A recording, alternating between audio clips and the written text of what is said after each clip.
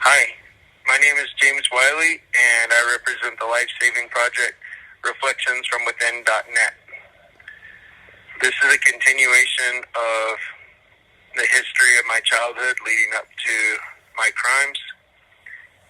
I want to point out before we get started that as we're getting closer to the crime, the content is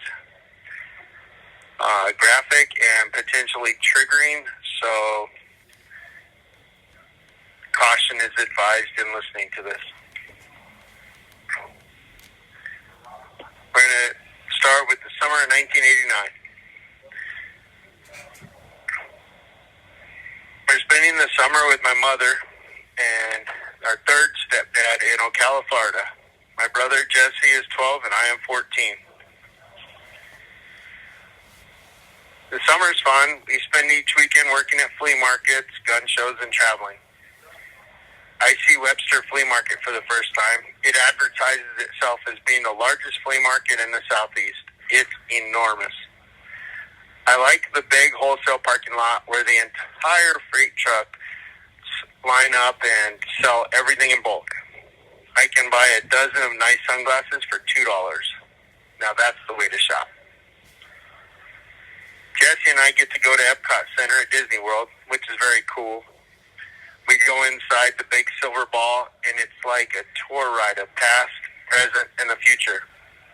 There are so many rides that even though we are at Epcot all day, we still do not see everything. Jesse and I shoot rifles at exploding targets. We shoot arrows with fireworks tied to them so that right before the arrow hits the ground, it explodes and lights up the sky. I play with 2 pit bulls every day. They beat me up good. They are solid muscle and very strong. When I run, they run me down and make me climb trees to get away from them. I ride horses constantly. I never use a saddle because I just like to climb on. The horse takes me wherever she wants to go on the farm, and I'm good with that. If I want her to take me somewhere specific, I just pull on her mane and squeeze my legs, and she follows my lead. Mostly I like riding with her and letting her do what she wants. She's a smart horse. Jesse and I are sitting on the bed with our mom. We are in my bedroom. Mom has the bottle of Jägermeister, and she has just taken it out of the freezer. We each have a fancy shot glass. Jesse and I take turns taking shots of the alcohol. Drinking the cold drink is like taking cough syrup.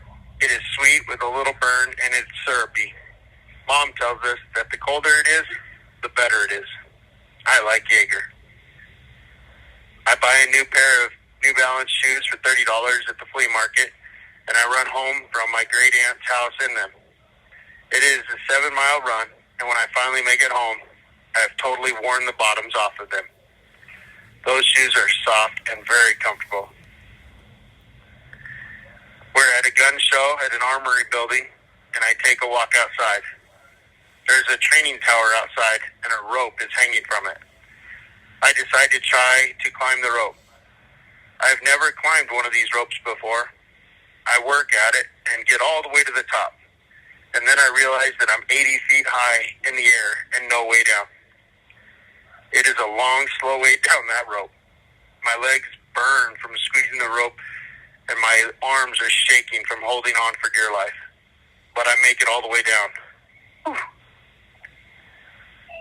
My mom breaks out her vibrator collection and shows us all her toys. Some of them look innocent enough and cool. She has one that's like 3 feet long, and it is like blue, oversized garden hose. As she is talking, I notice her looking at me weirdly. And then I notice she has wrapped the hose vibrator around her thigh and up into her private spot. I get sick to my stomach because I'm disgusted. I turn and leave immediately. I hate that. It's like I've just been violated, and I hate the way it makes me feel. Stuff like that is for the person I love, not my mother. How dare she do that? When we're getting ready to go back to Wyoming to start school again, my mother sits me down on the edge of her bed in her bedroom and says that she needs to talk to me. She She goes on about how she should have told me a long time ago, but she never had the courage. She feels now is the time for me to know the truth. In simple, she tells me that Mike, my dad, is not my father, and that she does not know who my father is. She says that it could be any one of three people. It could possibly be Mike, but she doesn't think so. It could be this truck driver out of Colorado, or maybe this man out of New Mexico.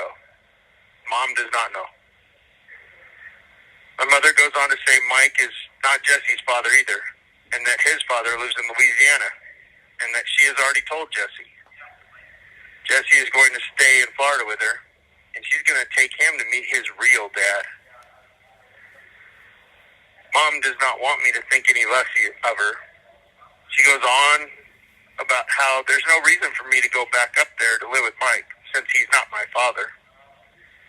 She goes on how she should have never let us live with him in the first place, and how he has ruined us, how he has made us cold, unloving shells. I go off on her and yell, "You effing whore." I'm so hurt and mad, and I can just feel her mental grips clawing into me. She attacks me and I get out of the room. Mom yells at me, "How dare you call your mother a whore?" I tell her that I call it as I see it. Mom starts chasing me through the house with a stun gun. I get to the end of the hall and I turn only to see it. She is right behind me with that damn stun gun. When I slap my hand at it, the prongs stab into my hand. Looking at her, I back away and she backs off. She goes on about how Mike, my dad, made me hate her, and that is why I'm calling her names. She keeps saying that I need to be in a loving environment, and claims how I will never have that with Mike. Blah, blah, blah, blah, blah. I am extremely sad when I get on that plane alone. Desperately, I beg Jesse to come home with me. I almost stayed just to be with Jesse, but he's mad at me and does not want me because I'm mad at her mother. Back to Thermopolis I go. Jesse does not do well down in Florida. After some time, he comes back up to Wyoming to live with us, but he's very different. At our new home, it means new hills and roads for me to explore on foot and on motorcycles. I siphon gas everywhere I can just to power the motorcycle. Sometimes I accidentally swallow the gas and it messes me up so bad that when I'm riding after siphoning, I can literally feel my brain changing colors in unison with the revs of the engine as I change the throttle. An irrigation ditch forms the east border of our property.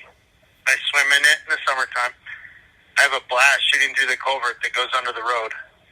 Shooting through the culvert is fun, as the strong current is powerfully fast. I'm excellent in water and love to swim. Many people live in the subdivision nearby. I spend a lot of time with a friend that lives down the road. If I can manage it, I'm never home much. I'm always going somewhere doing something, even if it is just walking in the hills. When I'm home after school, I'll spend hours upon hours by the window just waiting and watching for Dad to come home. When he gets home, I then go about my normal business. Until then, I'll just stare out the window. I'll watch traffic and try to judge headlights and speed and everything to see if it is his vehicle slowing down to come up our driveway. That's all I do for hours, just watch. In the 9th grade, I do not do so well. I am isolated and keep to myself. Inside, I am hateful of myself and mean. I start the habit of crying every night to sleep and talking down on myself constantly. It is killing me that I cannot do anything right. Constantly, I fantasize about killing myself because I am no good. The harder I try, the harder I fail, and I cannot figure out what is wrong with me. I do manage to keep a perfect face to the world. No one really sees me down and out. To the outside world, I am happy and an all-American boy. In the 9th grade, I start getting physically sick a lot. I'm healthy, but always coughing. I am depressed and constantly punishing myself. For every little thing I do wrong, I beat myself up. In wrestling, I'm beating the best wrestlers and losing to other wrestlers who have never won anything. Like clockwork, every night, I cry myself to sleep. No one ever knows what I am going through. As a freshman, I get the chance to go to the state championships in Laramie. I get to see the University of Wyoming. The place is spectacular. I wrestle my heart out, and after the match, I cough up blood. I've been trying to overcome a nasty cold. I'm taking cold medicine, but the exertion is too much. The people I wrestle are much stronger than I am, and I learned just how much 12 pounds means at such an elite level. The people I wrestle are so much stronger. I'm not used to being flat out overpowered. Even though I'm sick and outmatched, I do my best, and I left it all on the mat, happy with my performance. It is an honor to be at the state tournament as a freshman, and I placed 9th out of 16. I'm content that as a freshman weighing 128 pounds and wrestling a 140-pound weight class, I'm able to compete with the best. I find out that the University of Wyoming wrestling coach watched me wrestle.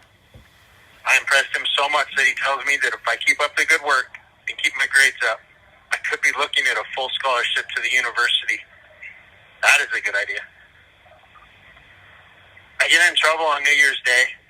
My friends come to my house and wake me up to see if I want to go shooting.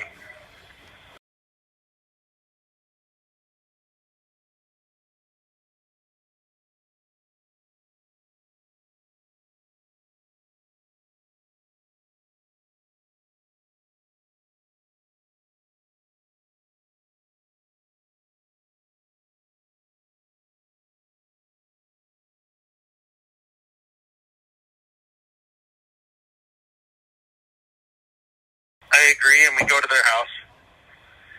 When we leave their house on the way to the hills, on the edge of the subdivision, we see 2 cats that the previous owners have left out at their property when they moved away.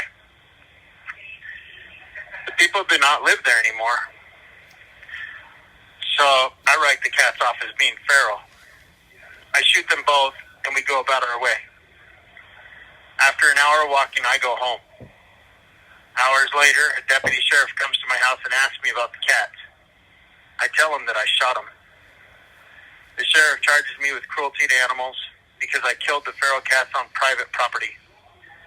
A court date is set. When I get to the courthouse, my dad has me sign a piece of paper saying that I did it and that I will have to be on probation for 6 months and that I will have to serve 40 hours community service.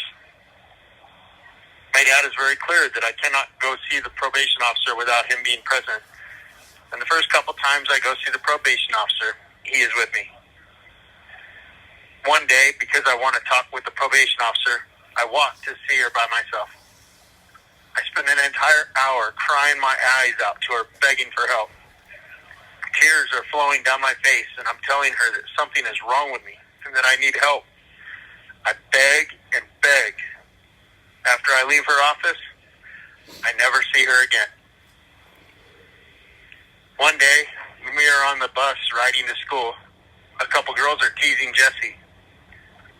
They are actually mean to him and make him cry. Seeing this infuriates me. When I look at the oldest of the girls, which is 1 year younger than I am, I declare war on her. How dare she hurt him? She likes me a lot. I use this against her. Some time goes by and she asks me if she can be my girlfriend, and I agree. She's very happy. I smile to her and let her be happy. The next day, she comes on the bus wearing new clothes with makeup and perfume on. She steps into the bus aisle with all smiles and comes toward me. The girl is extremely pretty and smells nice. I hold eye contact with her as she walks up to me. When she gets to me, I fire off at her by telling her that she wears makeup like a whore and smells like a petty hooker. With a straight face, I tell her that she does not know how to dress and that she's ugly. I go on speaking to her quite rudely. She stares at me in disbelief and cries. She cannot even respond. Torn, I feel bad because I like her, but I feel justified since she hurt my brother. No one hurts my family. We never really talked again. Sometimes I catch her staring at me. When that happens, she just looks away very quickly. She also never picks on Jesse again. Whenever others are talking or teasing him, she just watches and stays quiet. Sometimes she looks to see if I'm watching what is going on. At night, quietly, I ask her for forgiveness and hate myself for what I did to her. I spend many nights crying myself to sleep, telling myself that I am a bad person and no good for what I did to her. I cry myself to sleep, beating myself up a lot over all kinds of mistakes I make. I spend the spring of my 9th grade year going through first aid classes and lifeguard qualifications so I can work as a lifeguard. Since I'm so healthy and such a good swimmer, I pass very easily and am able to become a lifeguard while I'm only 14, which is under the legal age. It means a lot to me to work as a lifeguard at the hot mineral pools, and I do well. On my shift, no one ever drowns and no one ever dies. I pull distressed kids out of the water, but that's about it. It is a fun job. On breaks, I go to the park and play volleyball in the grass. We usually play 2-on-2. I like to play volleyball. There are some nearby cliffs by the river, and I love to jump off them into the water when I'm on break. The cold water is refreshing, and I love feeling the current of the river. When I meet tourists that are fun, I show them the cliffs and jump with them. It makes for a good time. I spend part of the summer teaching swimming lessons for the community of Demopolis. At first, I teach lessons for no fee because the court ordered me to perform 40 hours community service as a sentence for being bad. After I complete the 40 hours community service for the court sentence, the city pays me to teach the swimming lessons. Teaching swimming is a task I cherish, and I would have continued doing it without pay. I love working with the kids. I'm excellent at connecting with the youngest to the young teens. It just comes natural for me. Unfortunately, I cannot connect with my own brothers the same way, and as I notice this, I am saddened. The happiest time I have with the kids I teach is when I see their improvement. Some of them were so afraid of the water that they would not even touch it. And then they start liking the water so much it's hard to get them out of the water. I find satisfaction in knowing I played a role in helping them learn to swim. The most fun to watch are the little children that are only about a year old. They're so excited they can blow bubbles under the water. One kid has an abundance of energy. He likes taking off trying to run through the kiddie pool and just does belly flops when he trips up. He goes under the water and then bounces right up to take off running in the other direction.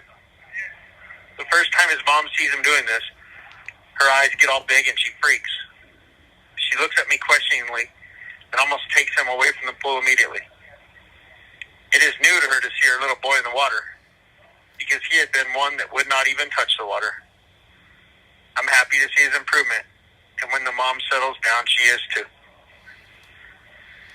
One day, as I'm on duty, I meet the most gorgeous little creature. Actually, she is a young woman who is very pretty. She has long, wavy blonde hair with the bluest eyes. As I watch her play in the pool with her friend, I notice that she is quick to notice everything around her. Her friend is beautiful too. I can tell that she's more reserved. Her hair is long, wavy brown, and she has dark brown eyes. She watches things around her with steady eyes and seems to absorb her surroundings with thoughtfulness. My family is at the swimming pool, and when I get off of work, I join them. It's a nice, hot, sunny day. The wind is calm, with only a slight breeze. After spending some time in the hot pool, I go to the of the cooler pools, and I meet Vanessa. Vanessa and her friend are wonderful. Vanessa is funny and playful. We go down the slide together and spend a couple hours together playing around the pool. The three of us, Vanessa, her friend, and me, go to the sauna and hang out in there. We're just sitting on the wood in the steamy room talking, laughing, and looking at each other. It's hot.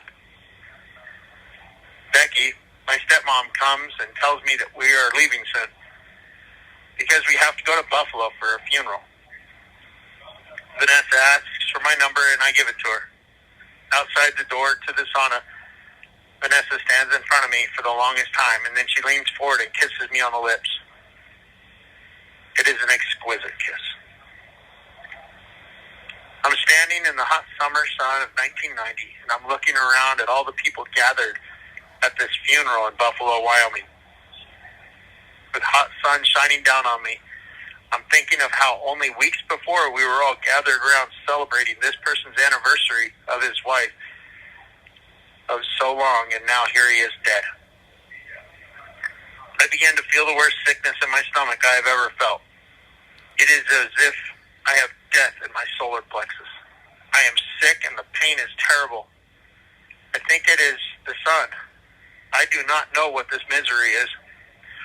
All I know is that it hurts all the way to the core of me.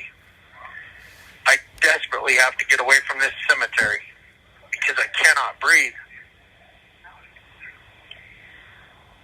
Side note.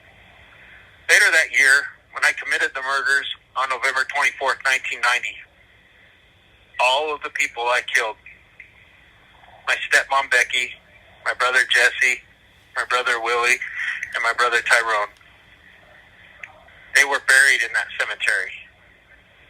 They're all in the same place that I got sick. Before the incident of when I got sick, as I have searched my memories, I have not been able to think of ever planning to kill anyone other than myself. Before that, it was always about me wanting to kill myself. I was determined to kill myself. I knew I said I would kill Becky, but refused to face that. One of the ways I imagined killing myself was the notion of stepping in front of a train.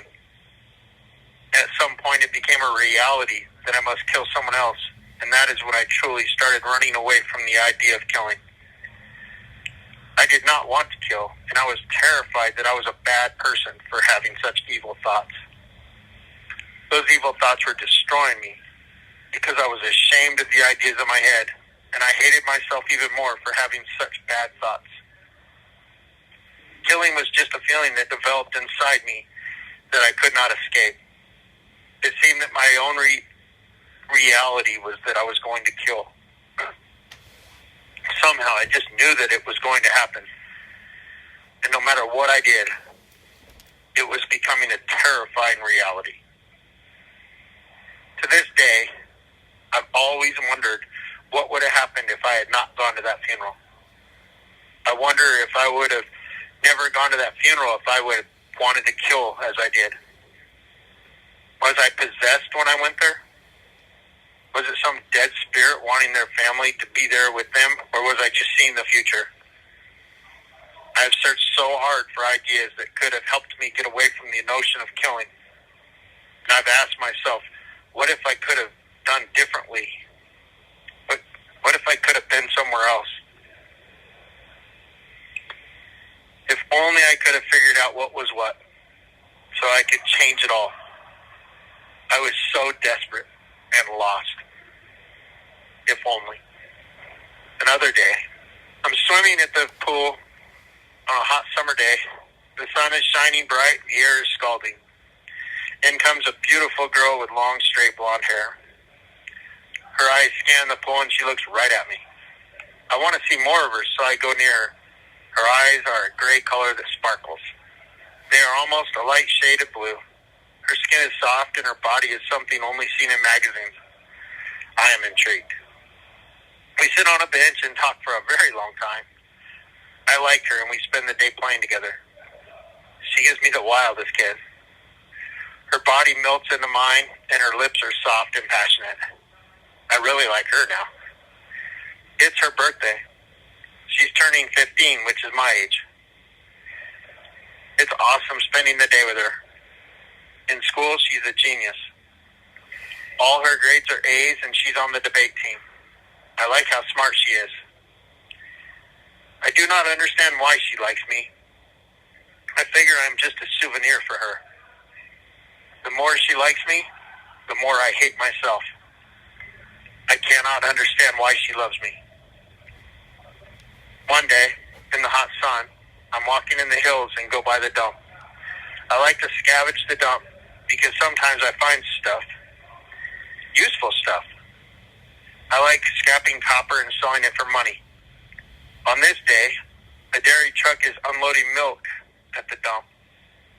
After asking the man what he's doing, I learned the truck jackknifed, so the driver has to dispose of all the dairy contents. I decide that the milk is good and want it, but he won't let me have it. Well, I disagree. I jog back through the hills to my friend's house and tell him what's up. His mom drives us back to the dump, and the semi is gone. The dump supervisor is about to bury the milk, but we talk him into waiting a few minutes. As quickly as we can, my friend and I load as much milk into his mom's station wagon as we can. After splitting up our collections, we each end up with about 35 gallons of milk.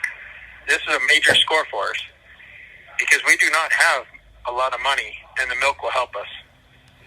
Dad freezes the milk, and we have milk for a couple months without having to buy any. Living in Thermopolis with my dad when I'm 14, one of the things he does is build quality shelves and cabinets.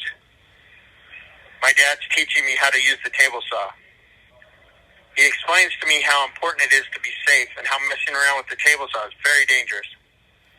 He wants me to help him rip some 4x8 sheets of plywood.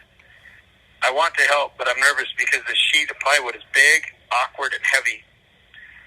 I am little. I only weigh about 110 pounds.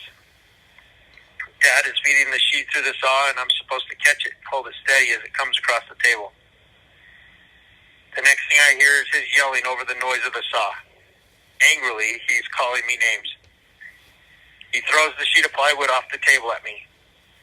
It knocks me back and I trip. The wood lands on me. Ouch. Dad's saying that I'm a lazy punk and that I'm good for nothing. A loser. He goes on how I ruined his wood and asks what's wrong with me. He asks why I'm so stupid. After a minute of his ranting, he tells me to go inside the house. Dad stands on the side of the door holding it open. I know what's coming and it's going to hurt. He looks at me and tells me, get inside. I look at him and look at the door.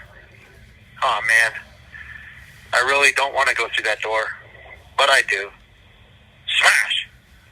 Right as I get into the doorway, he drop kicks me in the ass with his leather boots and I fly inside. I trip up, ricochet off the wall, and land against the washer and dryer. Recovering quickly, I pick myself up and go about my business. That night, I cry myself to sleep as I do most nights, telling myself that I am nothing. With tears flowing, I tell myself repeatedly that I am nothing, just a mistake, a worthless loser. I should just kill myself. My pillow is wet, and eventually I fall asleep. The next morning, I wake up with my happy, smiley face on, ready to show the perfect image to the world. It is the most beautiful place on earth. When I go there, it's like magic. It's up on top of the Bighorn Mountains, right between Ten Sleep and Buffalo, Wyoming, up on the pass. There's a natural spring where fresh, crisp water surfaces and creates a little creek. Camping up there and hauling wood with my dad is great. We get firewood from the fallen trees in the area. One summer day, we go camping up there, and it's beautiful. I catch little brook trout out of the creek with my hand.